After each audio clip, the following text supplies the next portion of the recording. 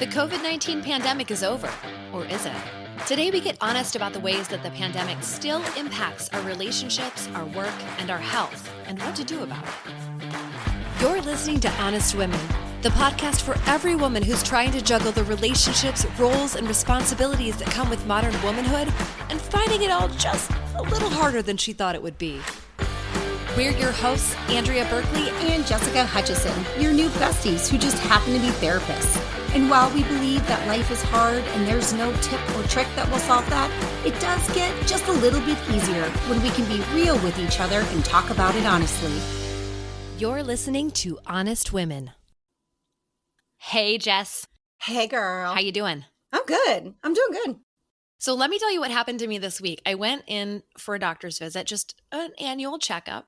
And this is what happens every time I go to the doctor now. Every time. Because my doctors know I'm a therapist. And so they want to talk to me about what's going on in the world. Oh. Uh-huh. Yes. So I'm there and, we kind of wrap up the visit. And my doctor says, so, people are not okay.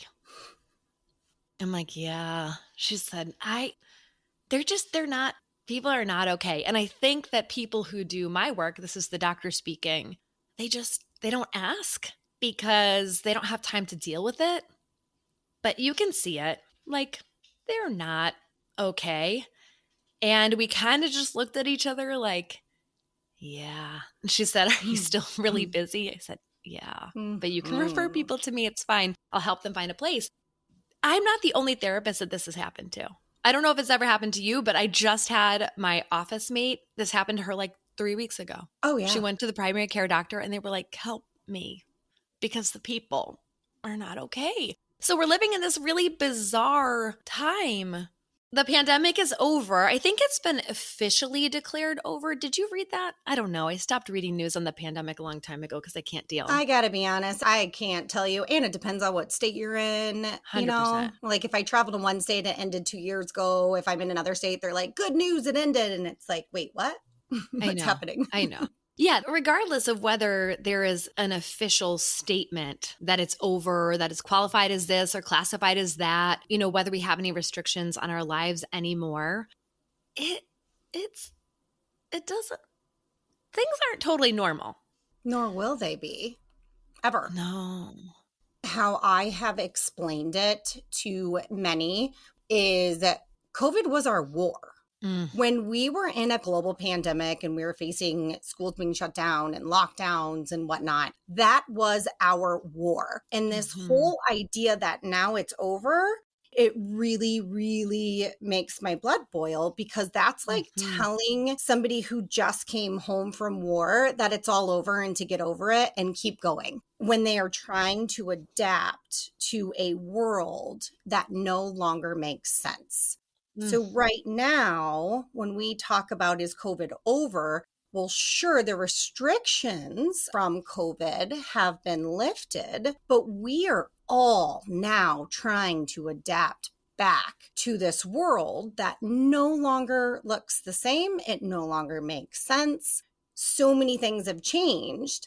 We're just now getting started. Ugh. This isn't the end. This is the beginning, my friend. Yeah, girl. Ugh. Preach. Ugh. I got to take a breath. So I'm hearing you say, yeah, no, I'm not seeing this as over. This is just the beginning of a different time. Exactly. Let me start with a story. And I want to say this was back in 2020. And I was sitting in my kitchen sobbing, which isn't always out of the norm for me. But at this moment, I'm just sobbing.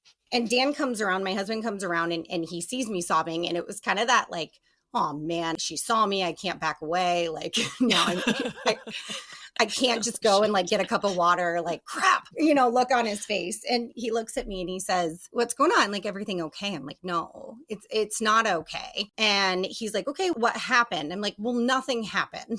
Not yet.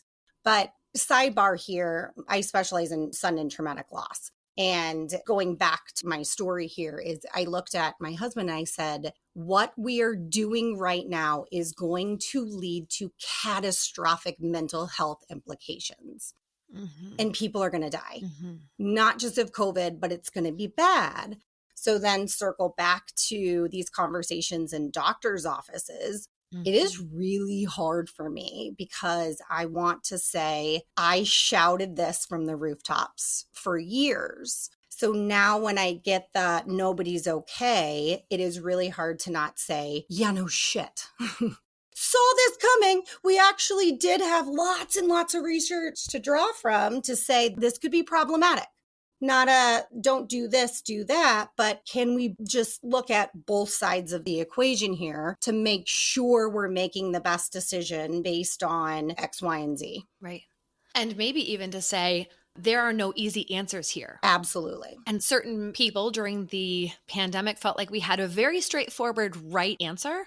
Sure, we had a right answer. We had a right step. And that right step also came with so many impacts and implications.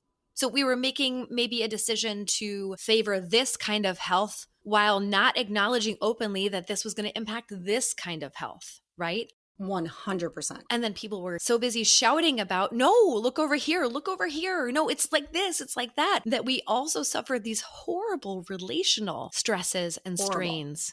And so that's the first way I think that the pandemic impacted us.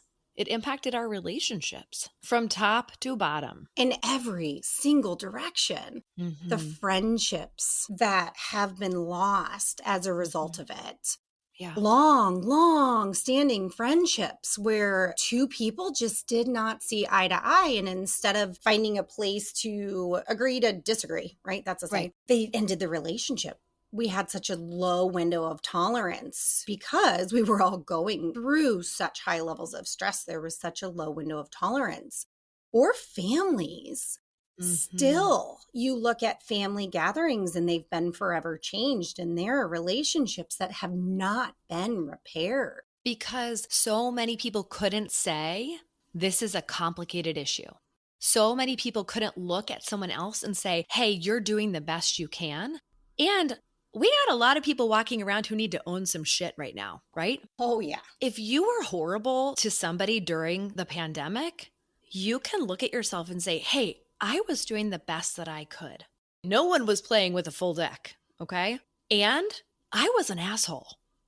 I hurt somebody that I used to care about, or I hurt somebody in my community, and that needs to be addressed. And so there's just a lot of people walking around right now who have been hurt, who have done hurting. We probably all fell on both sides. 100%. And some of those relationships are lost. They're certainly strained. I agree with we've all been on both sides. We have hurt and we have been hurt. And I miss humility so much. The ability to say, you know what? I was wrong. And I didn't see that I was wrong. I truly thought that what I was doing at this time was the best option. And it might have been the best option for me, but I really did not consider somebody else's position in it. Right. And I'm sorry, or I'm going to do better next time. And that has been just removed, the ability to say, maybe I got it wrong. You know, one really specific place where I see this when you were talking about family is around holiday gatherings. So we had a number of holidays that came and went during the pandemic years, and people dealt with those in different ways. Some people didn't gather. And for every family that didn't gather, there was someone who said, why aren't we? Or people started to gather and some people said, will you test to come to the gathering? Or will you wear a mask to come to the gathering? And some people felt put out by being asked to do that. And some people felt put out by the fact that someone wasn't asking. And every way that you turned, people were trying to do the best thing that they could at the time. And it felt hurtful, right? So I definitely work with people now who carry that heavy weight of, I wanted to see you and you wouldn't test to come to the holidays. Or I wanted to see you and you said I had to test to come to the holidays. And there was nothing wrong with either plan. And so now with a little bit of humility, maybe we could go back to one another and say, I know that I needed something in that time, or I know that I required something in that time. And I know you didn't see things the same way. And I can tell that our relationship has changed. It's strained. It's hurt. And I didn't do anything at that time to hurt you. That wasn't my intent, but I can see that it hurts. And I want you to know that you're important to me. And I hope we can move forward. I love that. I love that. Acknowledging what we may have done and what we maybe could have done differently is such an important part of healing. And I truly believe moving forward won't happen until we're able to acknowledge what we didn't get right with one another, with these really important relationships that we had. Right. And even to back up one step, it's not even just about getting it right, because we have got to remove this idea that there was a right or wrong choice. Ah, We were clinging to right and wrong. say it louder for the people in the back. We have got to remove the idea that there was a right or wrong choice, that there was a right or wrong path. When people become afraid, which we were, don't even talk to me about not being afraid. Everyone was afraid. I can tell how afraid people were and how much stress we were under because of how friggin' rigid we became. Oh, yeah. When you are afraid, or when your body is just awash in stress, which we all were, you become very, very rigid, very, very locked into this is the right thing, this is the wrong thing, very, very defensive. You lose all your flexibility, right? So you don't even have to say to somebody, I got it wrong. You could just say to somebody, I can see that there was an impact, right? Or even saying, I'm sorry I hurt you. Right. And I love that you brought up the topic of fear, because that is something that I actually do agree on from the collective standpoint of everybody was afraid of something, whether that be mental health implications, whether that be the actual physical manifestations of COVID and what that would look like, whether that was the world ending, you name it. Everybody was afraid of something during those years, and still to this day, but really during those years. And what you saw was a very reactive world.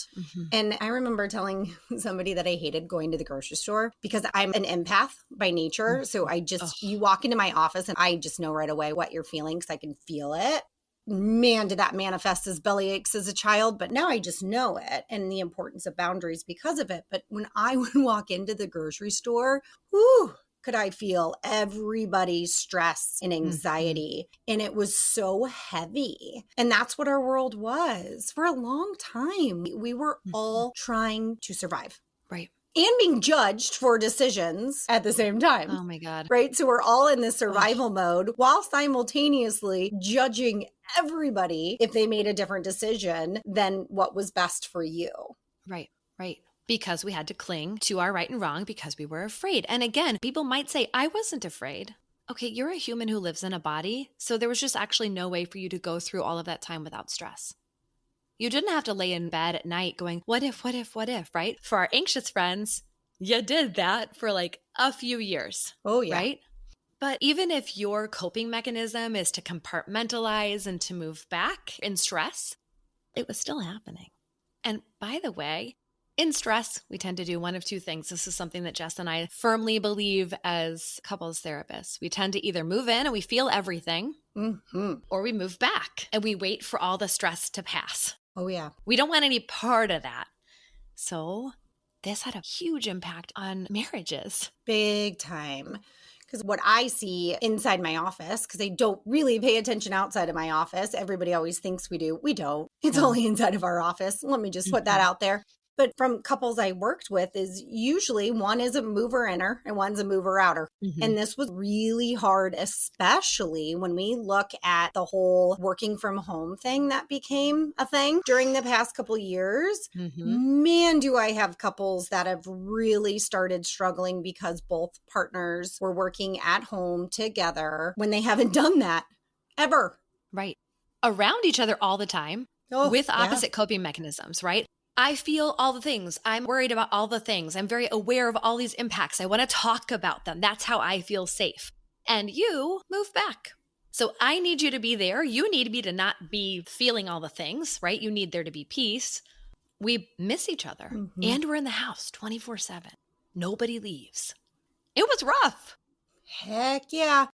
So I will admit that that's half the reason I never stopped going to my own office. Yeah, girl. At the time of 2020, I was in a group practice, so it was a little bit different. I hadn't gone off on my own yet, but I continued to go to my group practice, one, because it was that hard for both of us to try to do our jobs at home. And we were fortunate enough to still have a childcare provider who still came. God bless her. I will forever acknowledge how lucky I am to have had that, because it allowed me to continue doing my job. If it weren't for that, I would not have been able to. Can't be interrupted when you're in therapy. Yeah, so you were able to go into work and continue to go into work. I was also part of a group practice and the office kind of shut down, and we had to overnight go from doing a job that we only did in person, where the work that we do is so personal, it's so interpersonal, it relies on sharing space. And overnight, we had to learn to do the job that we do totally online. And it was exhausting. And we were not the only people who had to completely change the way that we worked. Big time. It was a very fast transition, but I did continue to see people in person. I never stopped. The amount of criticism I got for that is quite up there, but nobody asked why. That was the interesting thing. Everybody had a comment about why I did that, not a nice one. Nobody asked me why. And had they, I would have responded with, such a good chunk of people that I see in my practice is sudden and traumatic loss. It is unexpected death. It is suicide. It is homicide. It is violent car crashes. I am often all they have left. And that I take very seriously. And I will also say that what you learn if you've experienced a sudden and traumatic loss is there is nothing you can do to prevent death. There's things you could do to mitigate the risk and to try. But to actually 100% be able to prevent it, it's just not possible. And it is a really difficult thing to work through when you experience that type of loss. Right. So when COVID happened, there was a very large group of people who have experienced a sudden death and thought, I'm going to do everything in my power to protect myself and those around me. But I also know that I can't 100% protect myself. And I also want to live, because I've watched somebody that I love very much get their life taken away by something. And that was a hard one for the outside world. It was kind of this or that, where it was both. When you've lost somebody really suddenly and tragically, you just have a different worldview than a lot of people. Nobody asked you about it, but it's a great conversation to have with somebody. Right. Would have been nice to have somebody be curious instead of being judgmental. And again, we do our best to say, okay, well, people were not great, and repair where we can. But some of these relationships where there was judgment instead of curiosity, they just can't be repaired. Right. Some of these workplaces where there was judgment instead of curiosity, you gotta leave. Yeah, I went back to work in the office once it was a little bit more acceptable. Also, once I had COVID. Because I got that shit out of the way. You had it early. I remember that. I did. You had it early. I had it early, and again, faced the judgment of the entire world. It felt like it was so fucking horrible, because we were conscientious. I was a person just like everybody else, doing the best that I could. Did not do anything egregious to get COVID. I know who I got it from. I don't really know how. Spoiler alert, it was a highly contagious airborne illness. So there's that. I think I got it from breathing, which I really enjoyed doing. I do. I really enjoy breathing. And I got it bad, and it was horrible. And we all came out not totally 100% better, but it's okay. And by the time we crossed over, we were like, well, fuck it, Let's live. I mean, I should be immune for at least some period of time, even with a weak immune system. And also, like you said, there was more than one iron in the fire. Yeah. It wasn't just about catching COVID or not. It was about overall health. And as someone who worked in mental health and also struggled during the pandemic with the ravages of that stress and isolation, I knew I needed to leave my house. Oh, for I sure. knew I needed to see people in person. And I knew they needed that from me. And I knew they needed to be able to practice in a safe-ish place, one-on-one, because that was a hard transition for a lot of people. And it took a long time. I mean, still working on that in some ways, trying to deal with social anxiety that's come up, trying to deal with fear of public places, trying to deal with being out in the world on your own. We still have people dealing with all of those things. Everywhere. And I think if we all just take a step back and just look, everybody just came home from their own war, and we're all trying to adapt. And that is one thing that we collectively as a society do share. We forgot. Somewhere along the way, we forgot that we all are trying to adapt to a new world that looks very different than it did before. And for some people, it's embracing life and I want to live. And for other people, it's I'm really scared.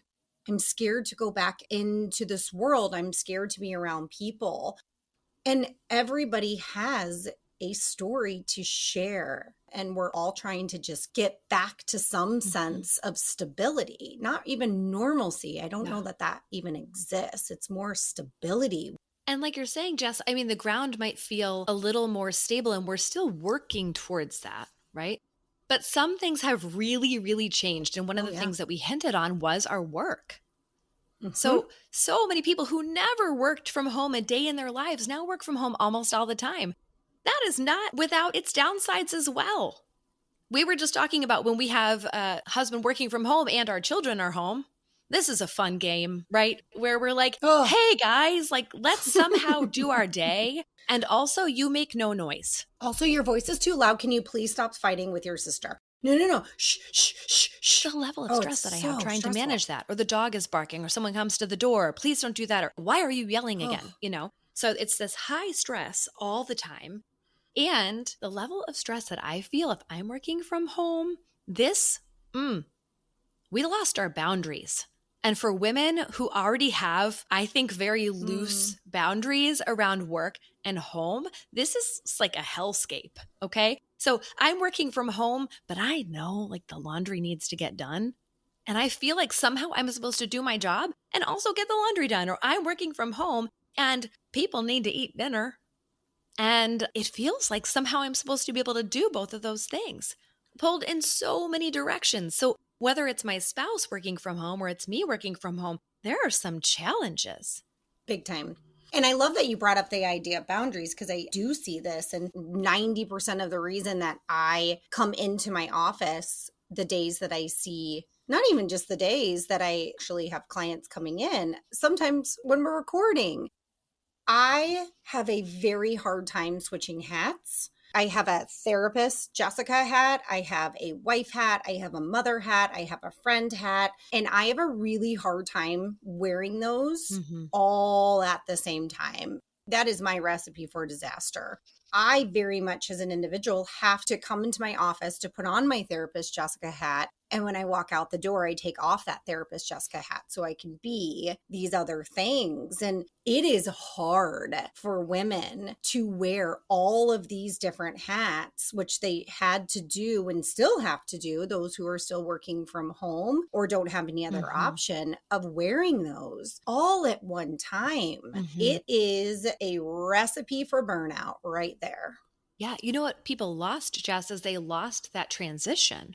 Ooh, Because yes. when you drive to your office, you get to put on your therapist hat. And when you drive home, you get to put on your mom or wife hat. But when you get off a call and 14 seconds later, you have to break up a fight because your kids are fighting right outside the door because that's what they do. Yep. There's no transition. And if you are a stay-at-home mom and you guys went through this transition where your spouse then is home working from home, some fool just rolled up into your work, right? That fool's on like a conference call, talking out loud, walking back and forth, blah, blah, blah, blah. You feel like he's watching what you do. You know, it always felt so hard to sit down and take a break, which everyone deserves. Everybody. But then you feel like he can't see me like folding laundry while I watch Real Housewives, which is a totally reasonable thing to do because he's in there doing that. Or you see that he has flexibility in his day that you do not in yours. Exactly. Isn't it fascinating? We were talking about the weight of judgment within the world. And now it's really talking about the weight of judgment within our walls of our home with our partners. And I was guilty of it, being like, wow, it must be nice to be able to, take an hour lunch break. I was guilty of the judgment 100%. Heck Or yeah, I what am. would you say you do all day? Yeah. Kind of comments. And that judgment that we felt outside of the house followed us. I mean, it continued inside of our homes. It was Absolutely. nonstop and still is for Yep. some people, for a lot of people. Yeah. Yeah. Absolutely. And I think part of that leads into this last little segment of ways that I think that COVID is still really impacting us. It's that it impacts our health. Mm. And I think that when we don't take care of our physical and mental and emotional selves, we tend to be like not as nice. We tend to be not as generous. We tend to be more judgmental. We tend to be more reactive. And so I feel like living in anxiety for so long, living with stress for so long, living with the change of the world for so long, with chaos in relationships, with all of it, it really changed how our bodies are functioning. There's actually this really interesting concept called neuroplasticity, which basically just means that our brains can change based on the things that we learn, that we experience, based on memory. And it doesn't just change the function, it changes the structure. This is a really crazy idea if you think about it. So when things happen out there, the world is stressful, it's falling apart, it's chaotic, that changes in here. There's no way around that. If you're a human and you have a brain, your brain is constantly changing. And it changed in some not great ways. Living with that level of stress for that long laid down some tracks in your brain that maybe made you not as nice or easy breezy or positive or whatever, resilient as you used to be. And the good news is it will change back if you start treating yourself well and addressing some of these basic health concerns. But it's Exactly. not going to happen overnight. No, no. Quick side note, neuroplasticity is like what I tell myself when I'm going to bed and I have like tremendous mom guilt for something I did. I'm like, neuroplasticity, I can fix it. I'm a huge dork. I do realize that, but it helps me sleep at night knowing that I can change my own brain still or my kids. Right. There's always tomorrow, friend. Let's lay on a different Yes. experience tomorrow. See how it Exactly. goes. But the health, bringing it back, that is one thing that I have seen come out. I'm a glorified hippie from Colorado. I like to say that I was a hippie before it was cool to be a hippie. And I do see people talking about it a lot more than I did before. And I am happy about that. I think that's a topic we will discuss in future sessions or sessions. This isn't a session, this is a podcast. This is not therapy. I have therapist Jessica had on. That's so funny. But a future show to be discussed because we really are what we eat. Right. And we really do need to sleep. Oh, I love sleep. I went to bed at 8:30 last night. Yeah, girl. I really Living the needed dream. to. Oh, it felt so good. I went to bed late last night. I'm a hot mess. I did all the wrong things. I was on my computer. I couldn't fall asleep. I was wired. What the heck? I know better than this, but being a human, living in a body, taking care of that body, this is what I call the unsexy work of being healthy. Mentally, physically, emotionally, it requires day in, day out effort towards meeting our basic needs, managing stress, staying connected to other people, maybe not doing things that are not so good for you, that, culturally got real acceptable during the pandemic, Oh, maybe. yeah. We got to circle back to that topic Yeah. for sure. So our health needs our attention again. So we have our relationships that changed and need healing. We have our work that changed that really requires examination and boundaries because some of these changes were not helpful, but have become the norm overnight. And then we have our health that needs our attention again. And this is why we feel like the pandemic, it's over, but the impact is not. Oh, yeah. Not even close. So, to the women who are listening to this episode who have been carrying, and we know it was you ladies, carrying an unbelievably heavy load for the past few years just to get us to the point of surviving, and who will probably be the ones doing the emotional, relational work of healing our relationships, managing discussions and bargaining around work, and reclaiming our health and the health of our families. If you're burnt out and depleted, if you're feeling the strain of carrying that burden for the past few years, and in your gut, we're not good yet, it's not your fault. You are not alone. And we will get through this together in time if we can continue to be honest with one another about what's happened over the past few years and what's still happening now. And last thing I will say is take a look at your relationships and the ones that really meant a lot to you and still mean a lot to you. I hope you look at, can they be repaired? The ones that have been severed, the ones that we criticized, the ones that we held judgment to, the ones that we felt judgment from and criticism from, and say, is there an honest conversation that I can have with somebody I care about to hear a different perspective or to offer a different perspective? I do believe that the way forward is through honest conversation. Can you believe it? We just spent 30 minutes talking about COVID, and no one broke out into hives or got into a brawl. Feels pretty good, doesn't it? We absolutely love having these honest conversations for you, and have heard back from so many of you that these 30 minutes really reflect what you're going through in your own life. So we want to make sure that you don't miss a single minute of the show. And the very best way to do that is by following the show. So stop what you're doing right now and take a moment to go to the show page and hit that little button that says follow. That will make sure that every single episode that we create is delivered directly to you, like the little love letter that it is. Until next week, hang in there, ladies. You've been listening to Honest Women.